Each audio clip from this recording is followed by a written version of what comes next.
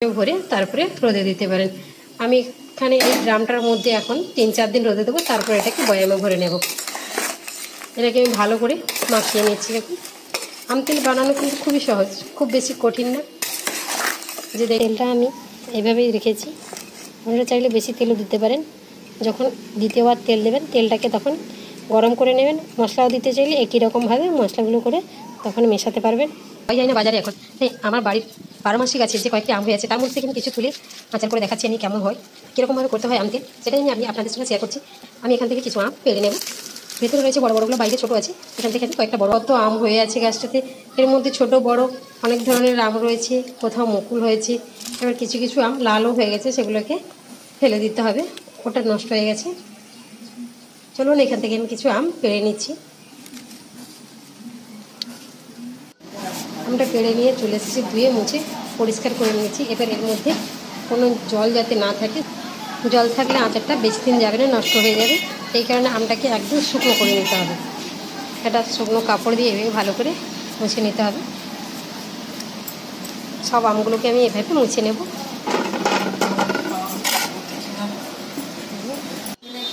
এবার আমি এইভাবে ছোটো ছোটো খোসা শুদ্ধ আমটাকে টুকরো করে কেটে নিয়েছি। আপনারা চাইলে খোসাটাও বাদ দিতে পারেন।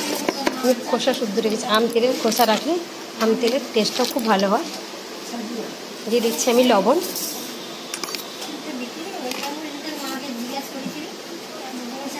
কিছু হলুদ, এটাকে আমি ভালো করে মাখিয়ে নেব।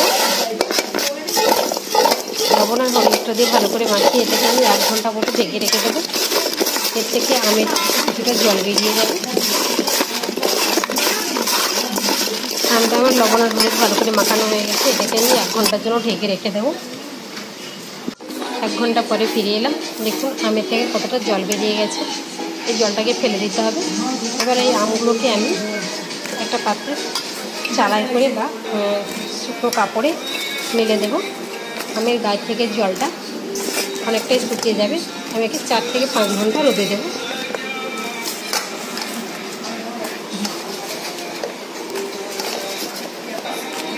এবারে আমি আম তেলের জন্য কয়েকটি মশলা নিয়েছি, সেটা আমি আপনাদের দেখিয়ে দিচ্ছি। শুকনো লঙ্কা, সাদা সর্ষে, কালো সর্ষে, গোটা জিরে, পানমৌরি, ধনে, আর এখানে নিয়েছি সামান্য মেথি। অপশনাল, মেথিটা আপনারা দিতে চাইলে দেবেন, না হলে দেওয়ার দরকার নেই। এবার আমি কড়াইটা বসিয়ে দিয়েছি। শুকনো লঙ্কাটাকে আমি প্রথমে দিয়ে দিলাম, কারণ লঙ্কাটা ভাজতে একটু সময় লাগে। লঙ্কাটা আমার হালকা ভাজা হয়ে গেলে এবার আমি একে একে সব মশলাগুলো দিয়ে দেব। গোটা ধনে,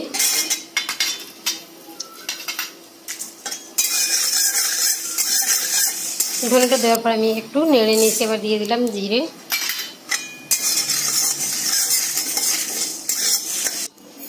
এরপর দিলাম মেথি, খুব সামান্য। দেখতে আমি একটু নেড়ে নেব। এরপরে একে একে দিয়ে দেবো পানমৌরি, সর্ষে, কালো সর্ষে, সাদা সর্ষে, সব দিয়ে আমি একটু নেড়ে নেব। এটা কিন্তু খুব কড়া করে ভাজা যাবে না, তাহলে কিন্তু তেতো হয়ে যাবে।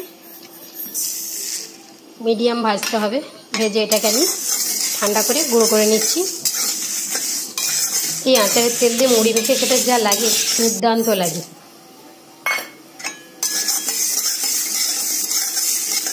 এবারে একটা কড়াই বসিয়েছি, তার মধ্যে আমি 1 কিলো আমের জন্য 300 গ্রাম তেল নিচ্ছি। তেলটাকে কিন্তু খুব ভালো করে গরম করে নিতে হবে।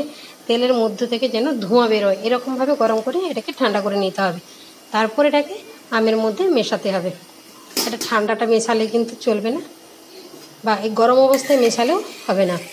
তেলটাকে ভালো করে গরম করতে হবে, তারপর এটাকে ঠান্ডা করে মেশাতে হবে।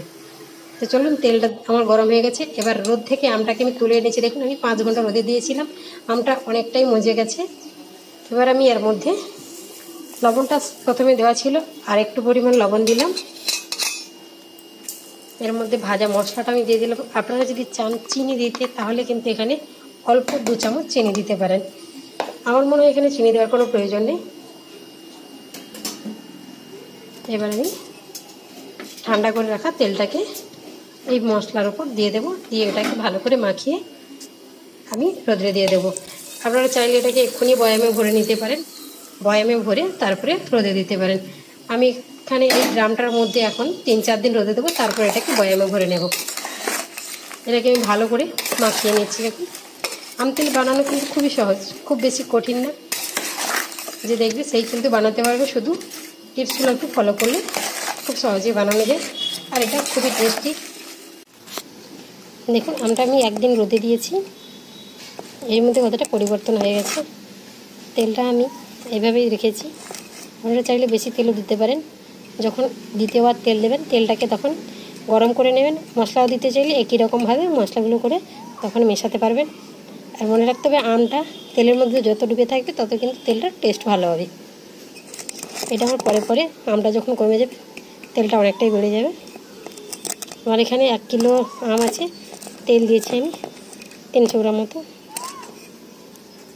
এটাকে আমি এইভাবে রোজ রোদে দেবো। একে 3-4 দিন এইভাবে রোদে দেবো, তারপরে এটাকে বয়ামে ভরে নেব। তারপরে রোজ আমি একে রোদে দেবো। রোজ আমি 15 দিন মতো রোদে দেবো, তারপর মাঝে মাঝে সপ্তাহে একবার করে রোদে দিলেই হবে।